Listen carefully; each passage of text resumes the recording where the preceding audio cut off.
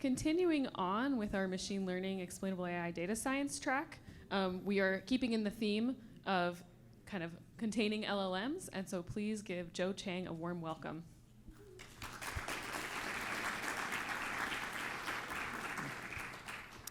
Thanks. This has been a really great track so far. I actually feel like this will be a really nice compliment to Hugo's talk if you just got to see that.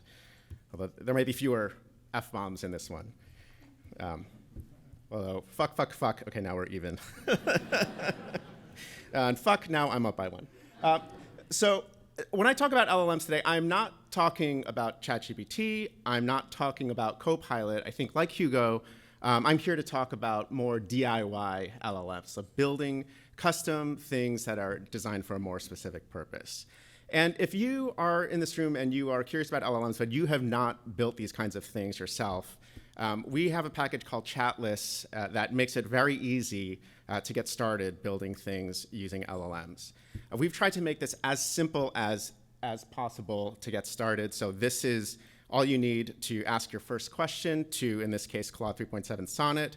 And if you want to proceed to building agents, you can do that too. There's all sorts of nice little bells and whistles that I'm not really going to get into today because the focus of today is going to be slightly different. But I do want to make it clear that if you are in this room, if you know Python, you are ready to harness LLMs to create advanced agents, and you could do this today. But the question that I have is, should you? Like, is this actually a good idea? And to explain what this means to me, I work at Posit Software, PBC. I was the first employee 16 years ago. This company means a lot to me, and it is a public benefit corp. And if you're not familiar with what that means, you can think of it as sort of blending elements of nonprofit and for-profit organizations. And in order to be a public benefit corp, like a nonprofit, you need to have, as part of your corporate charter, a mission, a public benefit. And for us, this is abridged, but it's to create open source software for data science, scientific research, and technical communication. And for us, that's in the form of Python packages, tools that are for data science, for research, and for communication. And I want to focus in on data science and scientific research specifically. I'm going to say data science a bunch of times today. And whether you self-identify as a data scientist or not, if you are using code to understand data, then for the purposes of this talk, please consider yourself a data scientist.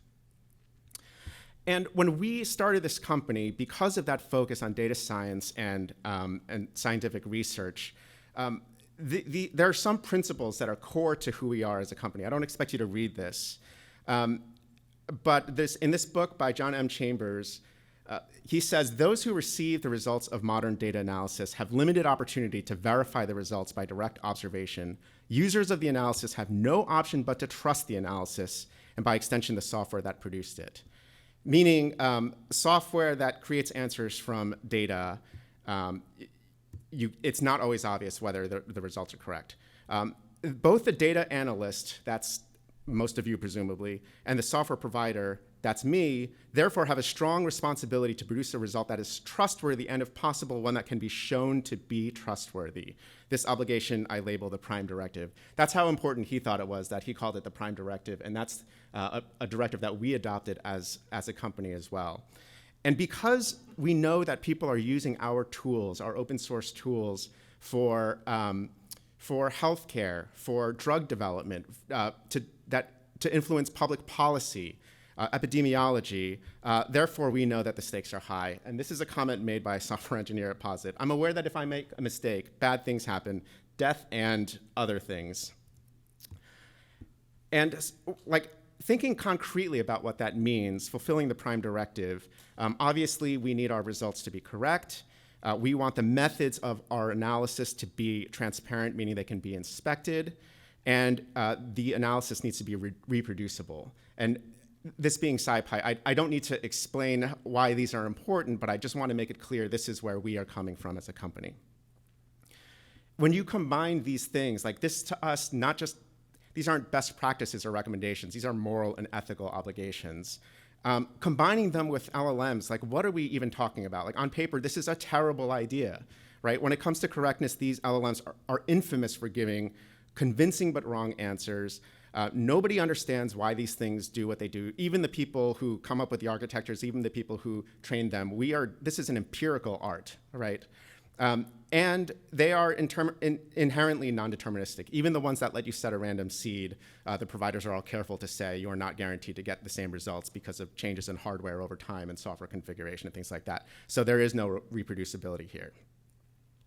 So given this sort of clash of these important values and these sort of really terrible qualities of LLMs, and we've all seen this, like we've all seen here, draw an intricate piece of ASCII art. Here's an intricate piece of ASCII art of a wolf. Right. This is GPT-4o mini. And the interesting thing is, like, these LLMs, they're not bad. I mean, especially like the latest models, the latest and greatest models, they're not bad. They're just jagged. Right? Like, you might expect that an LLM would be like this, where there are easy tasks that they really get right almost all the time. And as the tasks get harder and harder, they get worse and worse. And if you've used LLMs with any regularity, you know that this is not the world that we live in. LLMs are like this, right? Like, there are easy things that they are awesome at, and there are easy things that they are surprisingly terrible at. And then there are hard things that they excel at, and then hard things that are almost the same as the thing that they excel at that they are terrible at. And like 2 points that I would highlight here is like they're really good at coding, and coding is super hard. I mean, we kind of take it for granted now because it's been like a year and a half, but especially the latest models, what they can do is jaw-dropping if you stop and think about it. And yet the very simplest of data tasks, they will fall on their face. And if you are not convinced by that, I will show you. This is an example that I ran yesterday, just to be sure. So let's start with an array of random numbers using NumPy of some length n. We're going to vary this n over time, okay? We're going to fire up Chatlist and ask GPT-4o, which is OpenAI's latest and greatest general purpose model, how long is this array? And then we give it a JSON representation. I mean, what could be easier than len, right? And if we give it a length 10 array, it says 10. That's actually correct. Okay, good job. At 100, it gets it correct. At 1,000, it gets it correct. At 10,000, it gets it wrong. It says it's 1,000. Why there? Who knows? And this is actually, as disappointing as this is already cherry picking to make the model look good because I picked pretty round numbers. If I change it to 103, the LLM says 100. So we're talking about software that cannot tell you the length of an array. Like, what business do we have using this technology in data science? So are there ways that we can use this together? And about a year ago, me and my team, the Shiny team at Posit, decided to let's just humor ourselves and give it a try and see what we could do if we made our best effort at making something useful with our technology in an LLM. And what we came up with is this. So this is a dashboard. This is a Shiny dashboard. If you haven't seen Shiny, it's a web framework that helps people who primarily just work with data create interactive web applications like this without being web developers. And if you hide this part, all of this is just standard Shiny. Shiny has done this for years and years. It's not an LLM. It's just deterministic interactive code. And I can do things like I can change options here to say, like, do I want to show the most common or least common birds? This is bird sighting data from the eBird data set from Cornell.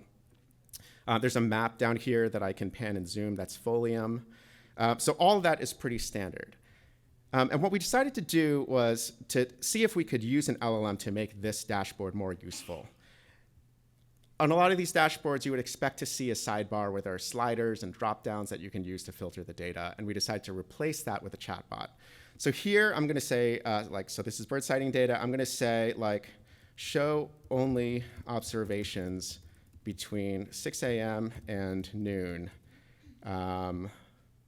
Let's see, where the observation method is stationary. Okay, I spelled it wrong, but I think it'll probably figure it out.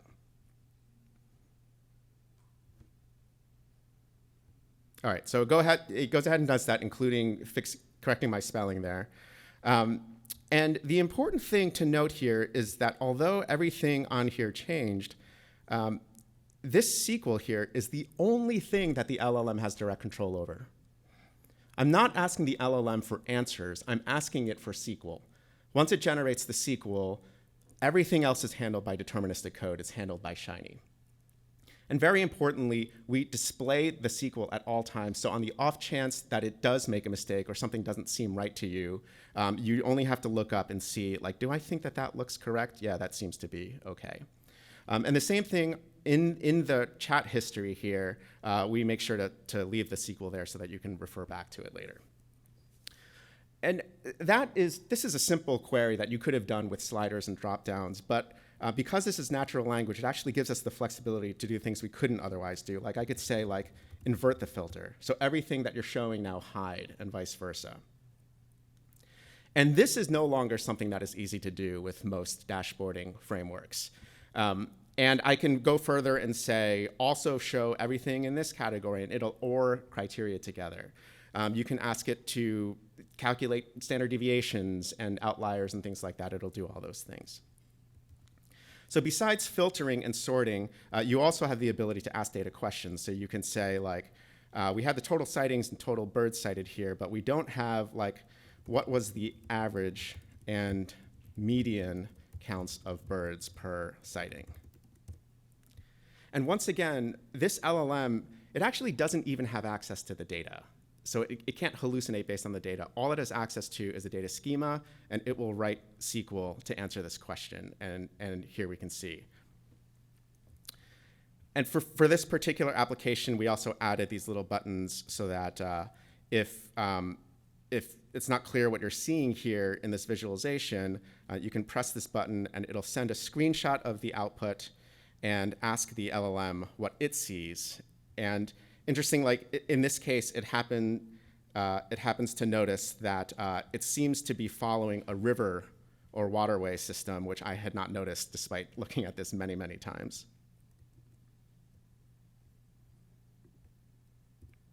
So this works pretty well. I mean, it works pretty well in terms of correctness because we are only asking it to generate SQL, which it does incredibly well. Or the best models today do that incredibly well. It is transparent because every SQL query is displayed to the user, so you know how the answer is being derived. And it's reproducible because it's generating SQL, and SQL is reproducible. So it's almost magic how well SQL fits in at the intersection of what the LLM can write, what the code can execute, and what the human can review and interpret. So in fact, we were so happy with this approach that we made it a package. So if you're building a Shiny dashboard, it's like a 4-line operation to drop in an LLM that does this kind of sidebar-based filtering. That package is called Query Chat.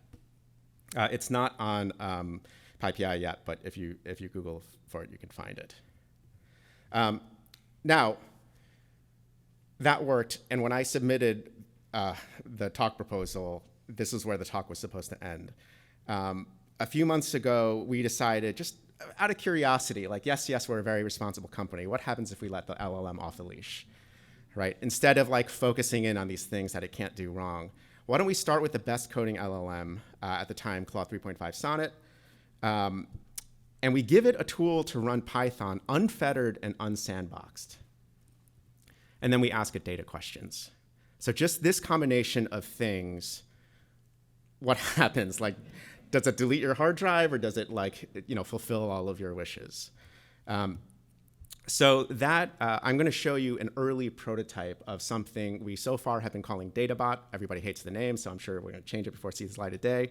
But I downloaded some data from 538. It's just some simple CSV data. So starting out in a directory, inside of this directory are a couple of CSV files and a README, and then I launched DataBot. And DataBot is a simple chatbot that has the ability to execute Python. So it makes some suggestions, and I tell it, look in the current directory. I'm not even bothering it to tell it the name of these files. It sees that there's these 3 files, and then now it's making suggestions of what to do next. And what we're going to do is read the contents of the README, and it reads it with just Python. And now it sees, OK, I can see this is NBA, this is basketball, historical game data. And it makes a suggestion again, like, let's load this data using polars and look at what kind of data we're looking at. All right, so it's figured some things out. All of that is correct. and create a visualization showing the distribution of game scores. That seems like a pretty good place to start. So it's using the plot9 visualization package, and it's looking at the plot just like we are and coming to its own conclusions about what the data says. And we can look at the code. Everything is out in the open, so you can see all the code that generated the output.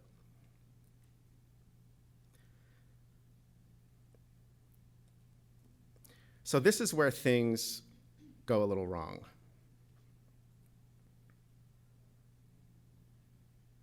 So there's an error in the code that it wrote. But like a good little agent, it realizes there was an error, and it wants to try again, and it tries again. And it generated the box plot. But interesting, I'm going to pause it here. There appears to be a trend towards higher scoring in recent seasons. But look at that box plot. Like, what are you talking about?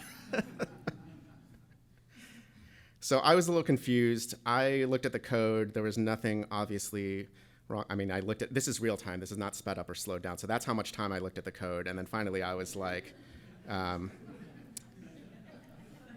sorry, the play bar is over, but I was like, what are you talking about? That's just one box. Yeah, that doesn't look right at all. There's a single box. It says, oh, let me see. Sorry, this data set only contains a single year. The other CSV file has all the other years, so let me go ahead and do that. And this time it gets it right.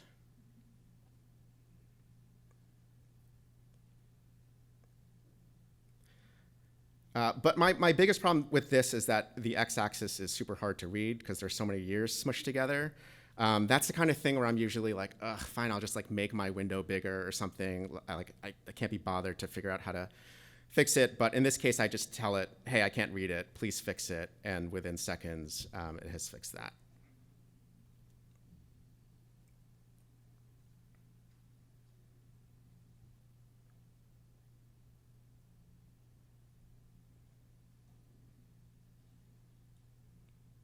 Yeah, much better. So the last thing here is, I mean, we have spent, what, a total of 3 minutes so far, but imagine that we were doing much more intense analysis, and we've learned all this stuff, and I don't want to forget all of that just because my session ends and I'm going to come back later. So what I'm telling it to,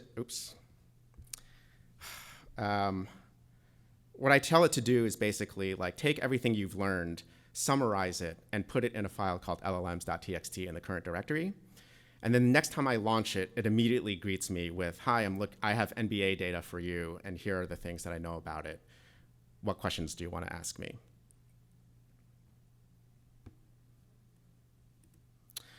So I did have to record that demo because that demo can go very wrong depending on what kind of answers you get back. But I swear, like, that was not cherry-picked. That was, I ran that demo exactly one time today, recorded it, and that's what it was. And that's very typical for the kind of thing that happens. There are always mistakes in the code. It usually figures them out and fixes them. There are sometimes hallucinations where the plot is clearly wrong, and it says something confidently that it sees in the plot that it doesn't. But when the plot is right, it usually makes correct observations. Is this responsible? I mean, I feel really conflicted about this. I mean, on paper, this is violating so many best practices, both in terms of, the prime directive, but also in terms of security. But in practice, it is so effective.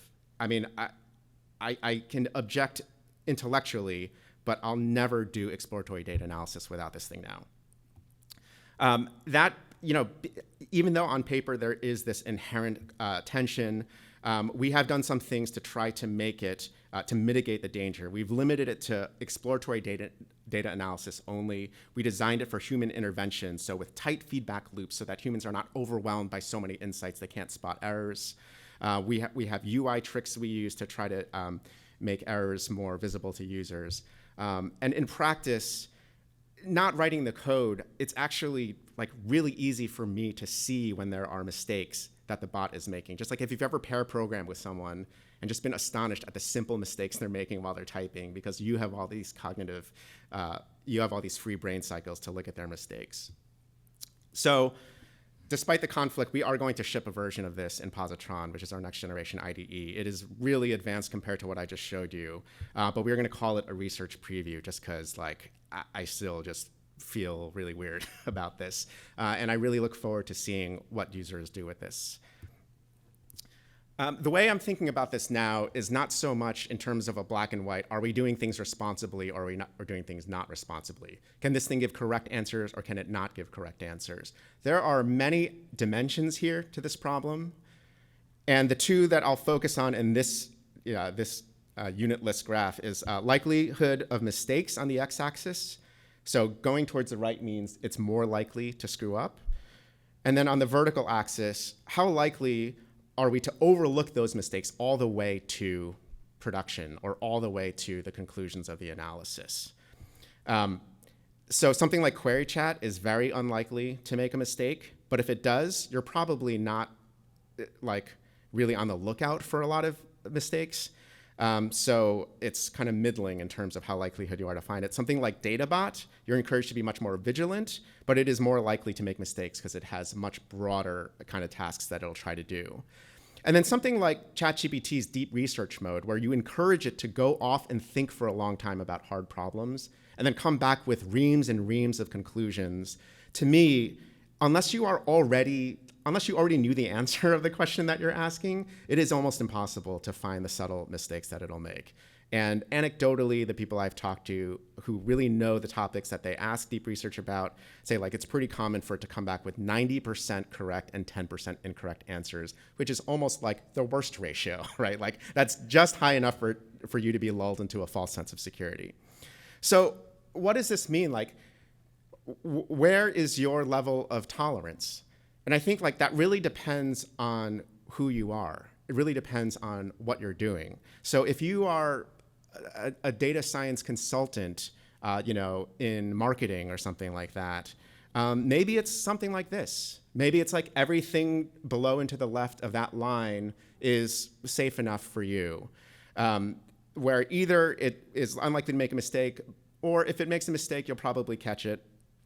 But if you are, doing nuclear safety or something like that, maybe that line is down here. Like maybe almost nothing is good enough.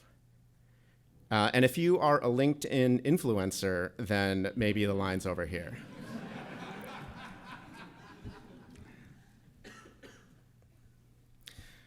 So that's it for my talk. One of the things that I regret not having more time is I've spent very little time telling you that if this has piqued your interest in maybe taking a stab at building these kinds of agents yourself, I have given you very little to go on. So this first link, this YouTube Harnessing LLMs for Data Analysis, is sort of the complement to this talk, where all I talk about is how to build a quick prototype using a minimum amount of Python code. Chatless, Shiny, and Query Chat are the three packages I've talked about. They're all well documented, and we are around. We have a booth in the expo area. The company is Posit, and we are happy to talk to you about all these things. So, thank you.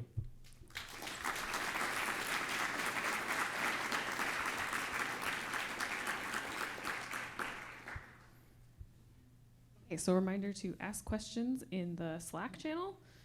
One clarifying question that I'll ask first, this is from Jay. He didn't quite catch what happened when the LLM mentioned the trend when it was only the 2023 box plot. Did it look at the other file but not plot it? Or did it fabricate the comment about the trend entirely that happened to exist but it didn't actually know? Or did it know about this data set from its training data and then it leaked into the response? Oh, that last one. Oh, that's the worst. That last one's the worst, like when you're working on a famous data set and like it's not looking, it doesn't need to look at the data to know the answer. I hate that so much. Yeah, in this case, as far as I can tell, and to be clear, there's nothing happening, there's nothing that the model can see that we can't see. The whole point of this user experience is that it is completely transparent. So in this case, yeah, it just showed a single box, and then the LLM fully hallucinated. It fully hallucinated that there was this trend, and I think there's a really good chance it's because it's true. Like it's because scoring has increased in recent years, So it just made that call. So yeah, I hate that, but that is reality. But then when it got the real data, then it made more specific observations. Yeah. And then another question related to this example specifically, did you notice that the sequel returned in the bird example was incorrect? You asked for it to be, it says 9 to 11. I think it was 6 to noon, and it returned 6 to 11 instead. Also, can you comment on, like, it is important for humans to verify? Are we sure it wasn't less than or equal to 11? Because that would be correct. Unclear. Okay, I'm sorry. I refreshed the window, so Okay. it's gone. Okay, so then we cannot verify. But then the real question is, how do we train humans to always verify the results of an LLM? Oh, good luck. I mean, if anything over the last, if we've learned anything from the last 3 months, which in AI timescales is like a decade, we are racing in the other direction. Right? I mean, vibe coding started as a joke, and I'm pretty sure there's going to be like college courses in it soon. I mean, I think the rate at which people have been willing to suspend their disbelief after having like 5 good experiences is incredible. I sound really judgy right now, but I really am trying not to be, because I really want to be humble about this, because this is all like uncharted territory. But I will say that it feels like human nature to let our guard down. And if you have any ideas for or arguments why it's appropriate to force this kind of thing, or to or ways to make it harder to ignore, I'm all ears. A question from Andrea Urban. Isn't one reason that we can't figure out what tasks LLMs are good or bad at is because we don't know what the training data looks like? If we knew, wouldn't we better? Sorry, this is hard to read live. If we knew, wouldn't we be better able to test and validate the model outputs? I'm not a data scientist. I'm not an ML expert, but I feel pretty confident in saying, with like a small ML model, yes. With these giant LLMs, not a chance. Not a chance. I mean, the kinds of behavior that we see come out of them are so far divorced from what's in the training data that it makes no sense. I mean, I think that's part of the reason why so many people were so resistant to these LLMs being able to do anything but regurgitate what's already in its training set. I mean, how many people call these things stochastic parrots well into Claude 3.7 Sonnet when we were so far past that? I think it's because the behavior is so unintuitive coming from this training set that, I think we're in a very different place than that. I see a lot of really skeptical looks from this side. Happy to talk about it at the booth. Another question from Carlos. What's your take on scientists that don't know SQL or Python using these types of systems? Oh my gosh, the product people in our company are dying to tell that story. I mean, they're so excited to put these capabilities in the hands of, to say this is opening the audience for data science. This is expanding the number of people who have access to these tools. And I love that vision. And we are not there yet. So I keep pushing back and saying that is so dangerous. It is so dangerous to market this as now you don't need to know Python. That is just handing a loaded gun with no safety to someone who doesn't know anything about gun safety. I mean, so I really try to take a stand against that. And it really feels like a lonely position. I mean, I think people in the company, once I explain that, they get on board. But go to any conference on AI, nobody's saying stuff like that. Everybody is just saying look, this solves all the problems. Look at our cherry-picked demo. Deploy this and use it to operate your hospital. And then I guess one last question that's very related. Evelyn asks, I've heard a lot of mixed information on how LLMs and AI will take over engineering jobs. When we kind of have automated out all of the prompting, commenting, data engineering, what jobs will no longer be needed versus which ones will stick around? I have no idea. And this is such a personal question for me. I mean, not just because I am a software engineer, But I have a son who is going to be a junior at Northeastern studying computer science, and I have no idea what to tell him. So, I think we all need to be like very skeptical, very curious, and very humble about our predictions right at this moment in time. But I will say we're going to save a bedroom for him just in case.